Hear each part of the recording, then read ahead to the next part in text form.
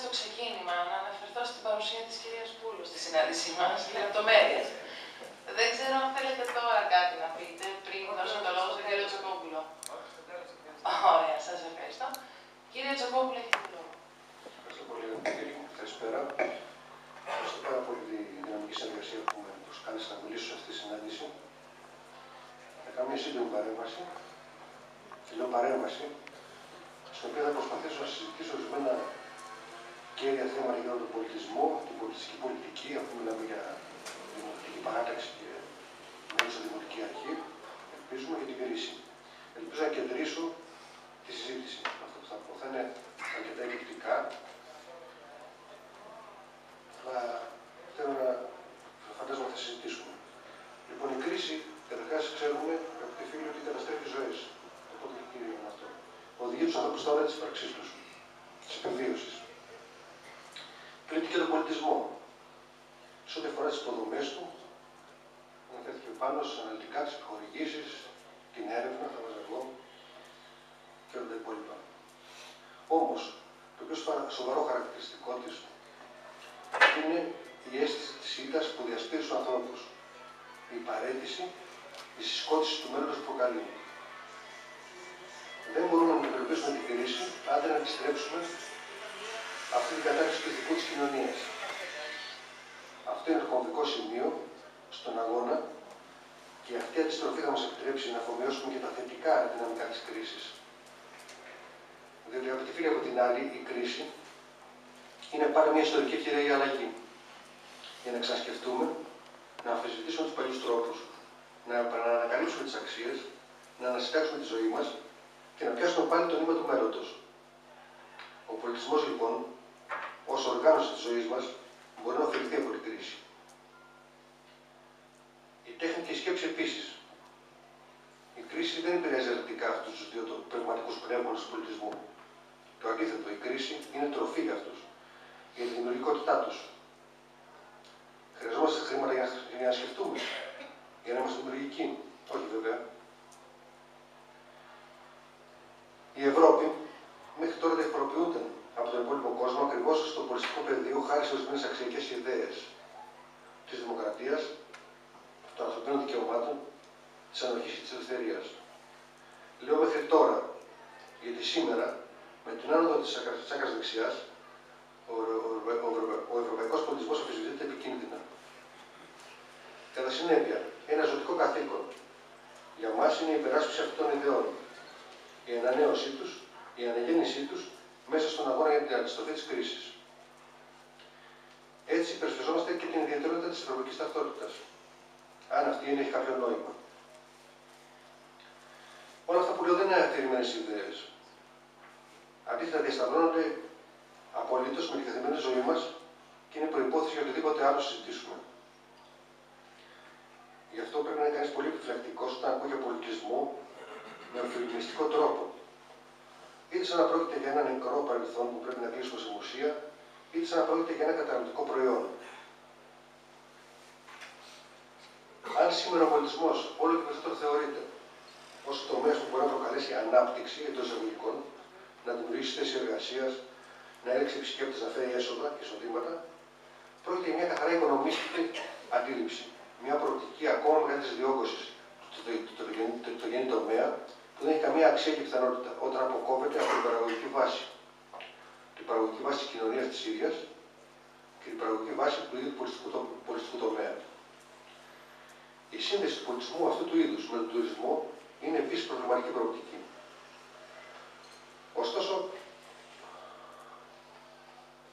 αυτή η σύνδεση, τουρισμού και πολιτισμού δηλαδή, πολιτισμού και τουρισμού, γίνεται σχεδόν αυτόματα και αυτονόητα. Ωστόσο, η αλήθεια είναι πως πρόκειται για πολύ γλιστερό έδαφος.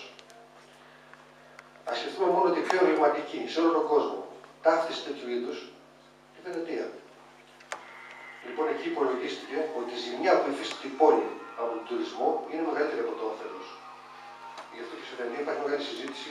Υπήρχε παλιότερα να βάλουν εισιτήριο στην είσοδο στην πόλη και τώρα υπάρχουν και τάσεις να αποσχιστεί, να γίνει αυτόνομο από την υπόλοιπη Ιταλία κτλ. Όλα αυτά που λέω είναι γιατί στην Ελλάδα, σε ό,τι αφορά την πολιτιστική πολιτική, ακολουθούμε μια πεπατημένη, κάποιες προηγημένες ιδέες χωρίς ιδιαίτερη σκέψη. Πρόκειται για βασάνιστους αυτοματισμούς, χαρακτηριστικούς της κρίσης που περνάει το πολιτικό μας σύστημα, το οποίο αδυνατεί να παράγει νέες ιδέες. Σε τοπικό επίπεδο τώρα, οι πολιτιστικοί συνδυασμοί των τοπικών αρχών αφορούν συνήθως φεστιβάλ, πολιτιστικές εκδηλώσεις, αξιοθέατα, με το μυαλό με το νου πάντα να παρασχεθεί πολιτιστική κατανάλωση στην κοινωνία και να έρθουν επισκέπτες. Άκουσα στο ραδιόφωνο σήμερα το πρωί τον κύριο Παγκογιάννη ή τον αντιπεριάρχη, δεν θυμάμαι τώρα ποιος ήταν, τους δύο που μίλησε, για τα τοπικά αξιοθέατα, εδώ της Λιβαδιάς νομίζω, που πρέπει να υποβληθούν για να τραβήξουν επισκέπτες. Εντάξει, θα μπορούσε να πει κανείς, γιατί όχι, φυσικά. Το πρόβλημα είναι ότι αυτό από μόνο του δεν σημαίνει τίποτα. Αφήστε που παραπέμπει μια αντίληψη πόλης κατ' ποστάλ, μιας επιφανειακής και εύκολης ιδέας. Γενικότερα μιλώντας, για τα ουσιαστικά προβλήματα μιας πολιτιστικής πολιτικής, για τη διαμόρφωση προγραμματικού πλαισίου, πολύ λίγη φαία ουσία ξοδεύεται. Ας το δούμε αυτό το θέμα και αλλιώς. Ας υποθέσουμε ότι η ανάπτυξη θα γίνει και θα πέσει χρήμα. Σημαίνει αυτό ότι η πολιτιστική ζωή θα έχει επιτυχία, θα επιτελεί το σκοπό της? Αν ρίξουμε μια ματιά στον κόσμο, στον παγκόσμιο πολιτιστικό χάρτη, θα διαπιστώσουμε ότι ορισμένες περιοχές και πόλεις ξεχωρίζουν από πολλές άλλες. Τέτοιες είναι για παράδειγμα η Βαρκελόνη, το Ρότερνταμ, το Αμβούργο, το Εδιμβούργο που ανέφερε ο Πάνος. Σύμφωνα με τον Τσάρλς Λάντρι, το μεγάλο γκουρού της πολεοδομίας, της σύγχρονης πολεοδομίας, αυτές οι πόλεις έχουν πετύχει να κάνουν την οικονομική και κοινωνική ανάπτυξη να δουλέψουν για αυτές. Άλλες πάλι φαίνονται αντίθετα να είναι παθητικά θύματα της ανάπτυξης. Και το πιο χαρακτηριστικό που ξέρουμε είναι η Αθήνα. Η οποία εξοδεύτηκε στους Ολυμπικούς Αγώνες και δεν έκανε τίποτα. Δεν τρύπα στο νερό.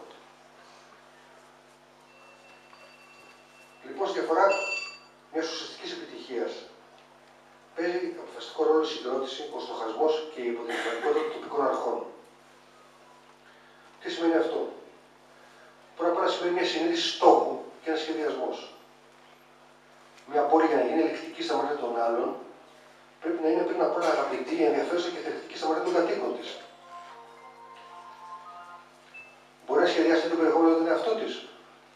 Τότε θα αποκτήσει μια ταυτότητα που θα κοινοβολεί και θα ενδιαφέρει και τους άλλους. Μπορεί να είναι παραγωγική, καινοτόμα, ζωντανή, γεμάτη πάθη, αντί να είναι καταναλωτική, παθητική, διεκπαιρεωτική. Τότε μπορεί να πετύχει. Μια δημοτική αρχή λοιπόν οφείλει να ξανασκεφτεί, να εκπονήσει δράσεις που συγκλίνουν σε αυτόν τον στόχο με ό,τι δικό περιεχόμενο έχει σε κάθε περίπτωση. Δεύτερον, η κινητήρια δύναμη. Η κινητήρια δύναμη, αγαπητοί φίλοι, είναι η δημιουργικότητα. Ο ευρωπαϊκός θεσμός από φέτος τρέχει το πρόγραμμα Creative Europe, ένα φιλόδοξο πρόγραμμα με στόχο την αποφασιστική ενίσχυση της καλλιτεχνικής δημιουργίας. Ας προσέξουμε τον τίτλο του. Έχει τη λέξη δημιουργικός μέσα. Δημιουργική Ευρώπη. Η δημιουργικότητα είναι το κλειδί για την αξιοποίηση όχι μόνο του προγράμματος των κονδυλίων του, αλλά και για την επιτυχία του και του στόχου της βιωσιμότητας της Ευρώπης. Αλλά για την τέχνη, η δημιουργικότητα είναι αυτονόητη προϋπόθεση και φυσικό επακόλουθο, μπορούμε να φανταστούμε στο πεδίο της πόλης συνολικά και της δημοτικής διαχείρισης της. Υπάρχουν δημιουργικές πόλεις. Τον όρο του ισχύει ο Λάντρι, αυτός που σας ανέφερα πριν, ο οποίος περιγράφει τις πόλεις που μπαίνουν σε αυτή τη δημιουργική διαδικασία σαν ζωντανά έργα τέχνης.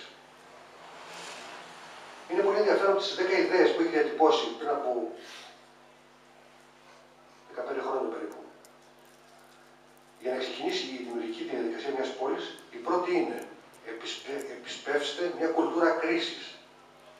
Γιατί ακριβώς αυτή προσφέρει το πλαίσιο για αναθεώρηση και επανεκτύπωση αντιλήψεων.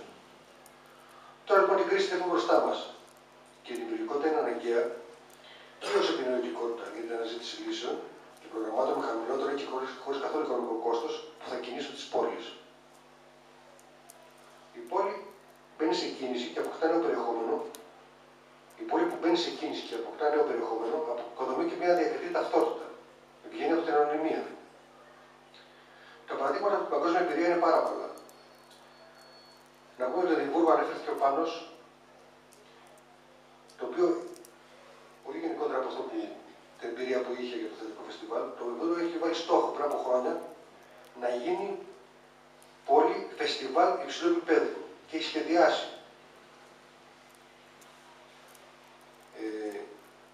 φεστιβάλ κάθε μήνα του χρόνου. Δεν είναι μόνο θετικό φεστιβάλ και αυτά που ισχύει. Είναι και μουσικό και δίπα. Άγιες Φίλες. Όλοι οι μήνες του Λιμβούργου είναι σχεδιασμένοι και έχει φεστιβάλ. Είναι φεστιβάλ υψηλού επίπεδου τέτοιου τύπου όπως ακούσατε, που μαζεύουν εκατομμύρια ανθρώπους, θεατές, καλλιτέχνες και παραγωγούς. Κάθε μήνα. Έχει κατοχυρωθεί με την πράξη του πόλης στο φεστιβάλ του Εδιμβούργου. Σχεδίασε αυτό, συνέλαβε αυτό η τοπική αρχή του, το σχεδίασε και το έκανε. Και το πέτυχε. Και είναι όμως μια δραστηριότητα που ζωντανεύει την πόλη την ίδια. Δεν είναι κάτι που έχει διαλέξει αυτό. Ή να αναφερθούμε σωρότητα με το πρωτοποριακό του πρόγραμμα Σαφάρι Πόλης ή το Tilburg, το οποίο επιχείρησε μια αναδιοργάνωση των δημοτικών υπηρεσιών που έχει πιάσει τη διεθνή φιλογραφία ως μοντέλο Tilburg και πάρα πολλά άλλα παραδείγματα. Προϋπόθεση λοιπόν για να πει μια πόλη στον πολιτικό χάρτη είναι να έχει οικοδομήσει την ιδιαίτερη ταυτότητά της μέσα από τη λειτουργία της, σχεδιάζοντας θεσμούς και καταστάσεις με προτυπία και εξειδίκευση. Στον τόπο μας το μυαλό πάει κατευθείαν σε δύο περιπτώσεις, την Καλαμάτα και την Δράμα. Η μία με το Διεθνές Φεστιβάλ Χορού και η άλλη με το Φεστιβάλ των Νέων Μικρού Μήκους. Και αναφέρομαι σε πόλεις που είναι πρωτεύουσες νομών. Τώρα δεν μιλάω για την Αθήνα και τη Θεσσαλονίκη που είναι πρωτεύουσες πόλεις της χώρας.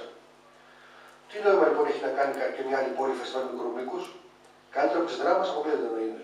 Η Δράμα έχει κατοχυρώσει μια μπράντα σε αυτό. Άλλο παράδειγμα. Τι προσφέρει ένα καρναβάλι πέρα από μια περιοδική εκτόνωση, όταν δεν είναι της Πάτρας, που έχει βαθιές ρίζες από τα μέσα του 19ου αιώνα, όταν είχε έρθει από την Ιταλία, ή δεν συνδέεται με μια λαϊκή τοπική παράδοση όπως τον Τύρνακο.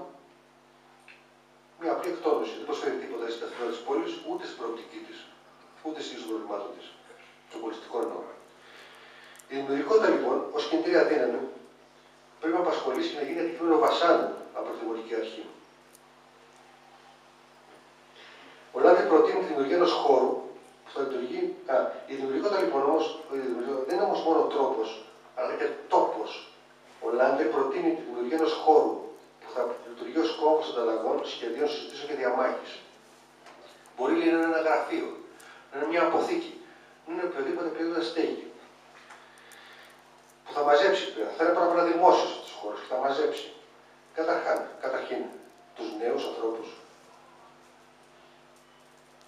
που το θέμα είναι να καταθέσουν τις σκέψεις τους, τα αρώματά τους και τις επιθυμίες τους, τους καλλιτέχνες, τους επιστήμονες και τους ενεργούς πολίτες. Αλλά που θα διευρύνεται αυτός ο χώρος σε νέες περιοχές μέχρι ιδανικά να συμπεριλάβει όλη την πόλη.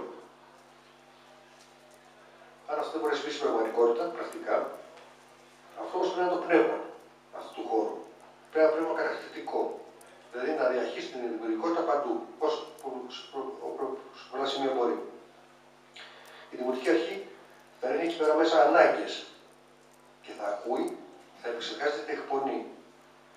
Έχοντας πάντα στο νου ένα ξεκάθαρο και διακριτό στόχο, τον οποίο πρέπει να βρει με δουλειά και σκέψη. Σας ευχαριστώ πολύ.